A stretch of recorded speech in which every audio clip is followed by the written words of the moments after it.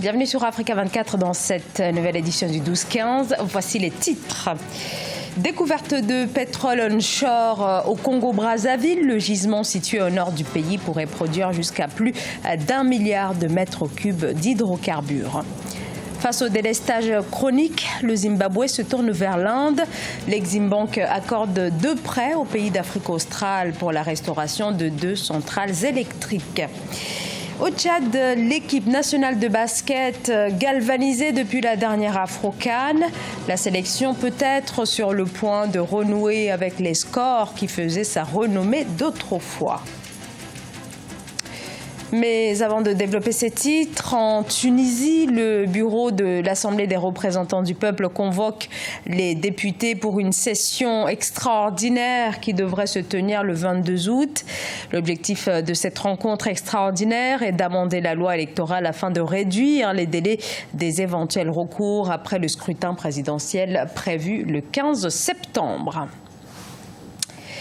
Il porte le nom de Delta de la Cuvette. Il s'agit du tout premier gisement pétrolier onshore découvert au Congo-Brazzaville. L'enjeu est énorme car ce gisement dispose de 4 puits qui pourraient pratiquement quadrupler la production de pétrole totale du Congo, actuellement de 350 000 barils par jour. Reportage entre correspondants d'Eva Panzo. Le premier gisement de pétrole onshore au nord de la République du Congo, dénommé Delta de la Cuvette, a été découvert dans la localité de Mikungu, située dans le département de la Cuvette centrale. Il s'étend sur une superficie de 9 392 mètres carrés et compte 4 puits, dont le premier est en perforation depuis le mois de mars, selon la Société africaine de recherche pétrolière et distribution et l'entreprise PEPA chargée de son exploitation. Qu'on ait réussi une telle découverte dans la partie septentrionale du pays aussi, c'est un bon message. Cela a nécessité beaucoup de persévérance. Beaucoup d'oiseaux de mauvais augure aussi ne croyaient pas.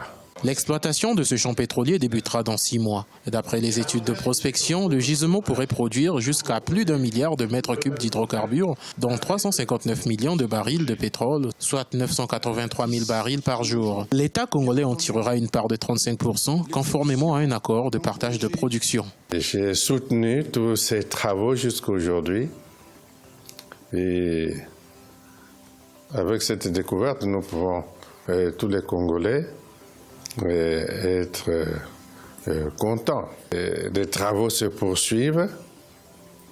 On mesurera très bien l'importance des réserves. L'exploitation du premier champ pétrolier au nord du Congo viendra augmenter considérablement sa production établie à 354 000 barils par jour, faisant du pays le 6e producteur de l'or noir sur le continent. Notons que 3 phases ont déjà été franchies dans le forage du gisement. La 4e phase est actuellement en cours et devrait s'achever avant la fin de ce mois d'août.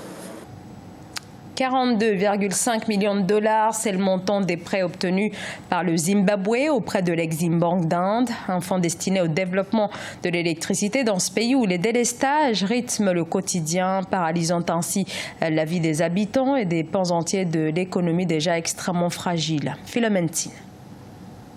Un montant de 42,5 millions de dollars a été contracté par le Zimbabwe auprès de l'Inde. Ces fonds permettront au pays de venir à bout des délestages qui paralysent son économie déjà chancelante. Les populations confrontées au chômage de masse qui a atteint plus de 90% et à l'inflation qui s'est estimée à 66,8% en mars 2019 font face à des délestages drastiques. Le pays doit nécessairement mettre en place une nouvelle politique pour utiliser de façon optimale l'énergie disponible. Le pays donc doit adopter une nouvelle politique en matière d'acquisition de nouvelles énergies alternatives. On pourrait citer l'énergie solaire et l'énergie photovoltaïque. Au Zimbabwe, environ 60% de la population n'a pas accès à l'électricité, un chiffre qui monte à 80% en zone rurale. Les capacités de la Compagnie nationale d'électricité du pays lui permettent de produire un maximum maximum de 969 MW par jour pour une demande en période de pointe évaluée à 2100 MW.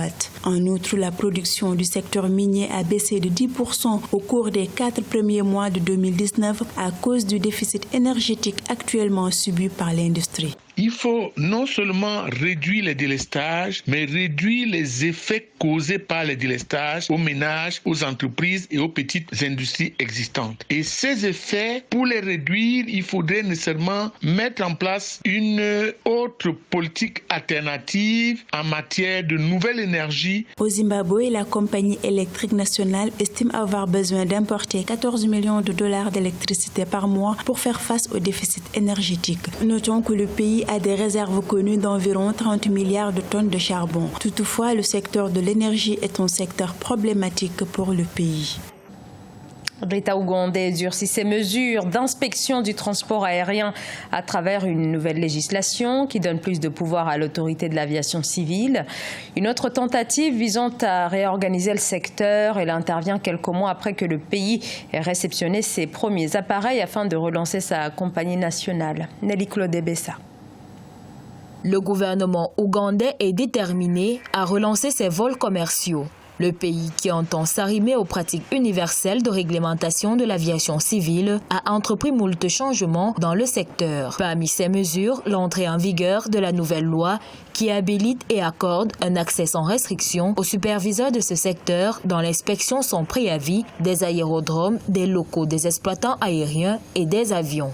L'amélioration du service d'une compagnie nationale ougandaise va nécessairement permettre de désenclaver davantage le pays et permettre au pays d'exporter son savoir-faire et ses services non seulement au niveau, mais aussi au niveau international. Le texte, qui prévoit également l'imposition des pénalités prononçables sur place, vise à améliorer la sécurité et l'efficacité dans la fourniture des services. Les réformes du secteur aérien concernent aussi le changement de nom de l'autorité de l'aviation civile en l'autorité ougandaise de l'aviation civile. L'Ouganda a donc besoin, au cours de cette loi, de refaire complètement les normes et pratiques de service aux clients, les normes de sécurité aéronautique et de compétitivité, en service compétitif du transport aérien. L'autorité ougandaise de l'aviation civile, qui envisage de commencer ses vols commerciaux en fin août 2019, est chargée de la délivrance des licences, de la surveillance et de la réglementation des questions relatives à l'aviation civile en Ouganda. Comme chaque 13 août, les Tunisiennes et les Tunisiens ont célébré la fête nationale de la femme, date qui marqua il y a 63 ans la promulgation du Code du statut personnel, un moment important dans l'avancée des droits de la femme tunisienne, un moment de rupture certes, mais 63 ans après, face aux inégalités persistantes liées au genre, le combat continue. C'est ce que nous explique Ibayako. 63 ans après la promulgation du Code du statut personnel, la femme tunisienne mène encore des combats féministes de longue haleine. Après plusieurs années de lutte, les droits des femmes en Tunisie progressent, comme la loi relative à l'élimination de la violence à l'égard des femmes en 2017 ou encore l'abolition de la circulaire 73 qui interdisait pour une Tunisienne de se marier à un non-musulman. La procédure est encore difficile et surtout la preuve. Nous avons quand même mis en place un numéro vert qui reçoit toutes sortes d'appels et de plaintes. Il y a aussi des campagnes avec, par exemple, des slogans écrits sur les bus « La rue n'est pas que pour toi ». Néanmoins, à Tunis, des combats sont encore menés en 2019. C'est le cas de la bataille contre le harcèlement de rue qui persiste. Près de la moitié des femmes tunisiennes disent avoir été victimes de violences dans l'espace public. Les femmes tunisiennes blâment un État absent pour implanter des politiques en leur faveur, mais qui votent pourtant des lois progressistes. J'ai l'impression qu'il y a deux axes où il faut évoluer en Tunisie par rapport à la femme. Le premier, c'est clairement l'axe législatif, c'est-à-dire que la femme n'est toujours pas l'égale de l'homme.